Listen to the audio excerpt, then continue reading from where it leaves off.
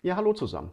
Heute habe ich noch mal ein weiteres Update zu unserem Gleisplan, basierend auf den Ideen und Vorschlägen, Optimierungsvorschlägen, die ihr uns oder mir entsprechend habt zukommen lassen.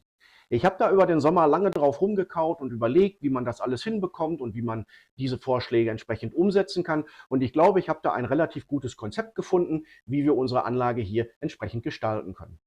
Natürlich haben wir auch zum Ende des Videos hin wieder eine virtuelle Rundfahrt für euch vorbereitet. Und wenn euch das Ganze interessiert, dann bleibt einfach dran. Nach dem Intro, da gucken wir uns das an.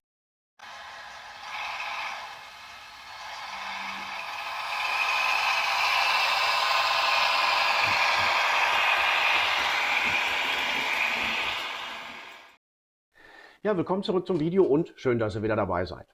Ja, wie schon im Intro gesagt, es gab zu unseren letzten Gleisplänen doch noch den einen oder anderen Optimierungsvorschlag von eurer Seite. Und ich habe natürlich hin und her überlegt, wie kriege ich das unter, funktioniert das auf der Anlage und so weiter und so fort.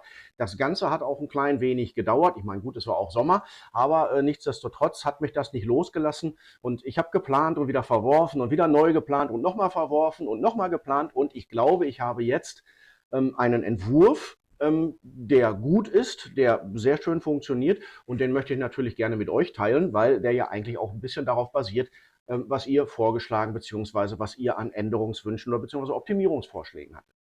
Und natürlich machen wir als kleine Zugabe am Ende des Videos noch eine kurze virtuelle Rundfahrt über die neu gestaltete Anlage. Ja, schauen wir uns einfach mal erstmal kurz an, was denn eigentlich noch in Anführungszeichen noch an Änderungswünschen oder beziehungsweise an Änderungsvorschlägen jetzt in dem Update 2.0 denn Berücksichtigung gefunden hat oder was da auf dem entsprechend auf dem Zettel stand. Also es ging natürlich immer noch um das ganze Thema der Steigung der Paradestrecke. Wer meine Videos oder meine Vorvideos dazu verfolgt hat, weiß, das erste Video, da war die Paradestrecke noch mit 5% Steigung, was schon ja eigentlich fernab von Gut und Böse war. Wir haben dann nochmal optimiert, sind runtergekommen auf 4,25% Steigung, was aber immer noch relativ hart ist. Und da habt ihr uns auch gesagt oder ihr mir gesagt, ja, da könnte es noch zu Problemen kommen. Und dementsprechend habe ich mich da nochmal hingesetzt, habe da nochmal etwas überarbeitet, stelle ich euch gleich vor. Und das ist der erste Punkt. Und der zweite Punkt ist natürlich, dass wir in der bisherigen Konfiguration, zum Beispiel aus dem Betriebswerk oder aber auch aus der Güterverladung, nur in eine Richtung, und zwar in die rechte Richtung raus, aus dem Bahnhof hinausfahren konnten und nicht in die linke Richtung. Und da war auch einer der Vorschläge zu sagen, hey, guck mal, ob da irgendwie noch eine Weiche passt, damit ihr entsprechend beidseitig auch ausfahren könnt.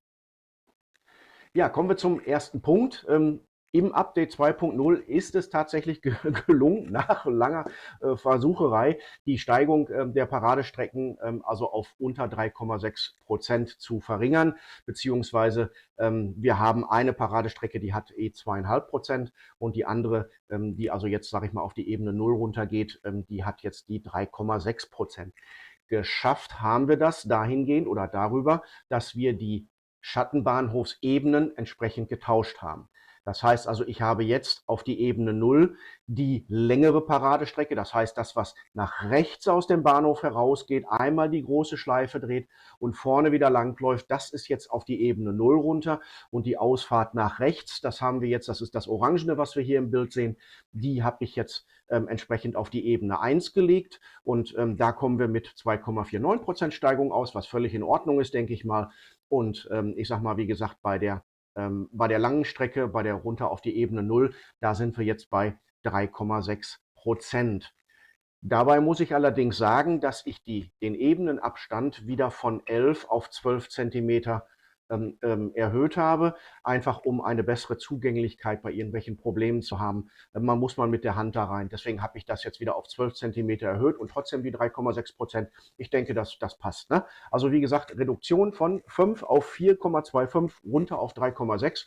Das passt schon mal. Aber natürlich darf man nicht vergessen, das Ganze ist auch mit Konsequenzen verbunden. Und die Konsequenzen sind natürlich, und das sehen wir jetzt hier in dem nächsten Bild, was ich euch einblende, dass natürlich die Speicherkapazität gerade der Ebene 0 sich verringert hat. Dadurch, dass ich in dem linken Schenkel nicht mehr so wirklich weit nach hinten konnte und auch im vorderen Bereich eingeschränkt war, sind da Speichergleise weggefallen. Aber ich denke, nichtsdestotrotz ist das immer noch ausreichend, was wir dort auf der Ebene 1 haben. Und auf der Ebene 0 haben wir eigentlich fast keinerlei Einschränkungen.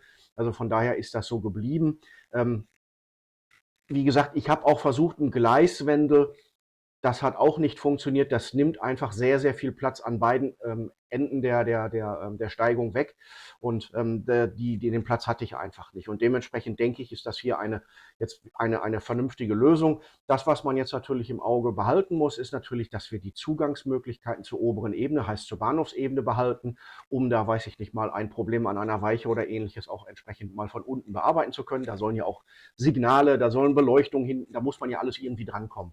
Ja, und ein weiterer Nachteil, den ich jetzt durch diese neue Anordnung allerdings habe, ist, und das sehen wir hier, ist der letzte Punkt, ich habe die Querung der Paradestrecke, die wir vorher ja über 2 Brücken hatten, die fällt jetzt weg, sondern die laufen einfach parallel. Es gibt keine Kreuzung mehr. Schade, aber ja gut, eine Konsequenz muss man halt ziehen und damit war das halt dann auch erledigt. Ja, der zweite Punkt, den wir haben, ist natürlich, dass wir hier jetzt die Ausfahrt nach Osten, heißt also nach links raus, ähm, auch für das BW beziehungsweise für den Güterverkehr ermöglichen. Das sehen wir hier gekennzeichnet auf dem eingeblendeten Ausschnitt, nicht eingebildet, eingeblendeten Ausschnitt unter dem Punkt 1. Da ist eine Doppelkreuzungsweiche und eine Abzweigweiche noch hinzugekommen im Ostbereich. Und damit können wir jetzt auch aus dem BW heraus entsprechend nach Osten fahren. Und wir können auch, wenn wir, sage ich mal, entsprechend im Bereich 4 sind, haben wir dann die Möglichkeit, heißt also zum Beispiel ein Güterzug dort erstmal hinzufahren und dann nach Osten raus.